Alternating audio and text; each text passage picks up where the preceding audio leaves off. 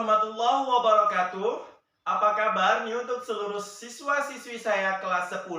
Semoga masih dalam keadaan sehat walafiat, kita masih belajar dari rumah.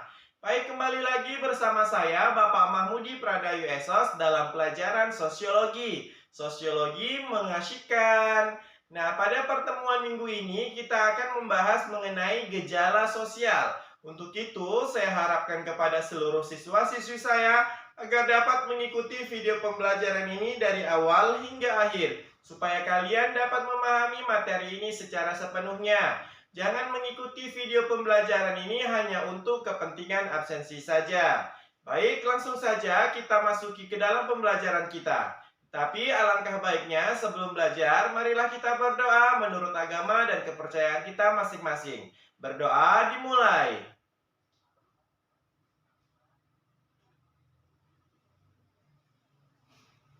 Amin. Kita masuki ke dalam pembelajaran kita mengenai gejala sosial. Nah, apa sih pengertian dari gejala sosial? Nah, gejala sosial adalah peristiwa-peristiwa yang terjadi di antara dan manusia. Nah, baik secara individu maupun secara kelompok, secara kompleks. Nah, peristiwa ini atau proses ini bisa disebut sebagai gejala sosial karena perilaku oleh individu yang terlibat di dalamnya saling berkaitan. Nah, bagaimana sih karakteristik dari gejala sosial itu sendiri? Nah, jadi terdapat beberapa karakteristik dari yang namanya gejala sosial. Nah, yang pertama gejala sosial ini sangat kompleks.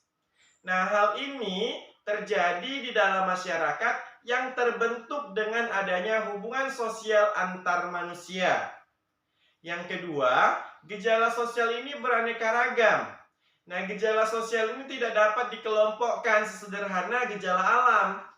Nah, jadi berbagai macam aneka ragaman dari gejala sosial ini, Nah, kita tidak bisa mengklasifikasikannya karena terlalu banyak jenis-jenis dari gejala sosial.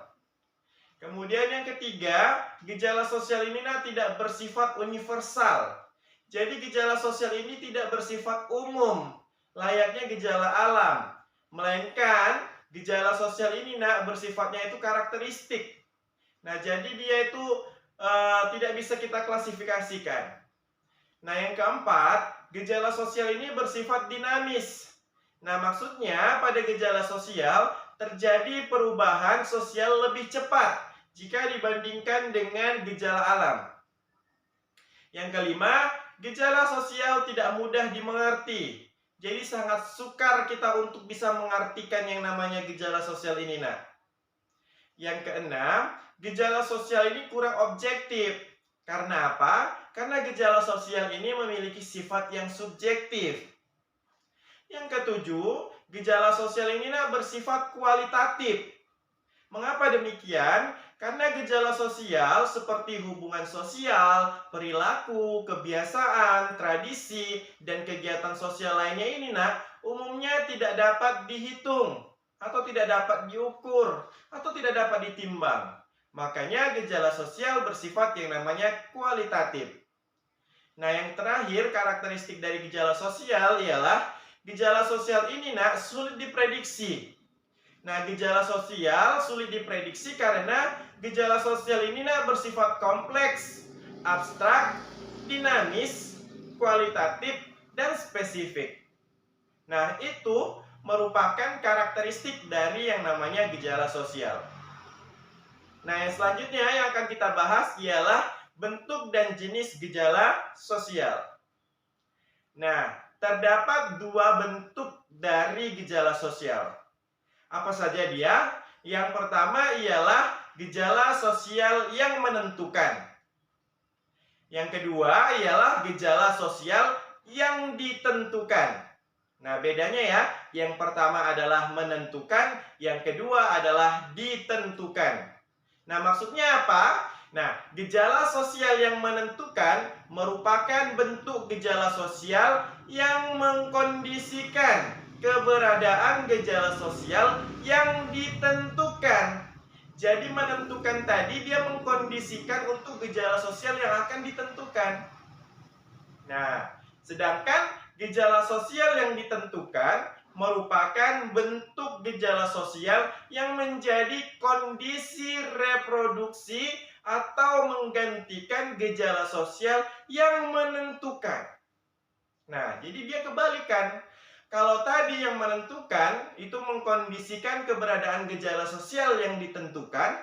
Nah, gejala sosial yang dikondisikan ini tadi atau yang ditentukan tadi ini, yaitu untuk menjadi kondisi reproduksi, untuk pergantian, untuk penggantian dari gejala sosial yang menentukan. Nah, itulah bentuk-bentuk dari gejala sosial. Sedangkan jenis gejala sosial menurut Slamet Raharjo mengatakan bahwasannya terdapat 4 ini menurut Pitirim Sorokin. Menurut Pitirim Sorokin terdapat 4 jenis gejala sosial. Nah, yang pertama ialah gejala sosial religius.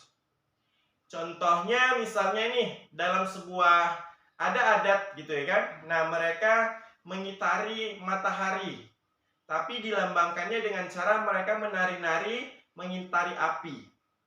Nah, ini sesuai dengan keyakinan mereka. Nah, inilah yang disebut dengan jenis atau gejala sosial religius. Kemudian yang kedua ialah gejala sosial ekonomi. Contohnya ialah pertambahan pengangguran. Nah, ini menjadi gejala sosial ekonomi. Nah, yang ketiga ialah gejala sosial politik. Contohnya adalah ketika pemilihan kepala daerah atau ketika pemilihan presiden dan sebagainya, mereka melakukan yang namanya black campaign atau kampanye hitam. Nah, mereka membagi-bagikan uang sebagai serangan pajar mereka. Nah, ini disebut dengan gejala sosial politik. Dan yang terakhir, yang keempat, ialah gejala sosial hukum. Contohnya, ketika kita berjalan di jalan raya, nah ada seorang pengguna sepeda motor yang yang menerobos lampu merah sehingga dia tertilang. Nah, itu disebut dengan gejala sosial hukum. Nah, ini merupakan jenis-jenis gejala sosial menurut Pitirim Sorokin. Nah, selanjutnya tingkatan-tingkatan gejala sosial. Nah, di sini menurut Norman Blakey. Nah, tingkatan gejala sosial menurut Norman Blakey ini terbagi menjadi 3. Nah, apa saja? Yang pertama adalah gerakan sosial mikro, yang kedua gerakan sosial meso, dan yang ketiga adalah gerakan sosial makro. Nah, maksudnya apa? Yang pertama, gerakan sosial mikro. Nah, gerakan sosial mikro terjadi apabila individu ini di dalam kehidupan sosial sehari-hari, kehidupan sosial ini biasanya ditandai dengan tatap muka. Nah, terjadi apabila individu-individu dalam kehidupan sosial setiap hari. Nah, jadi ini terjadinya pada individu ya, gejala sosial mikro. Kemudian yang kedua ialah gejala sosial meso. Nah, gejala sosial meso terjadi pada organisasi ya, organisasi, masyarakat, massa, dan gerakan sosial seperti kelompok. Nah, kalau tadi mikro dia terjadi pada individunya. Nah, kalau meso terjadi pada kelompoknya. Nah, jadi pada gejala sosial meso ini besar yang relatif permanen dengan tujuan yang ditetapkan organisasi ini dapat berupa organisasi pemerintahan, contohnya atau swasta, atau bisnis, atau kesenangan. Nah, ini gejala sosial meso. Nah, yang ketiga ialah gejala sosial makro. Nah, gejala sosial makro ini terjadi dalam entitas sesuai yang lebih besar, seperti lembaga-lembaga multinasional. Jadi kalau misalnya kita bedakan tingkatan gejala sosial ini, yang pertama gejala sosial mikro terjadi pada individunya, yang kedua gejala sosial meso terjadi pada kelompoknya, Dan yang ketiga, gejala sosial makro terjadi pada lembaga-lembaga multinasionalnya. Nah, cukup sekian pembelajaran kita pada kesempatan kali ini mengenai gejala sosial. Apabila terdapat pertanyaan-pertanyaan, bisa ditanyakan di dalam kolom komentar.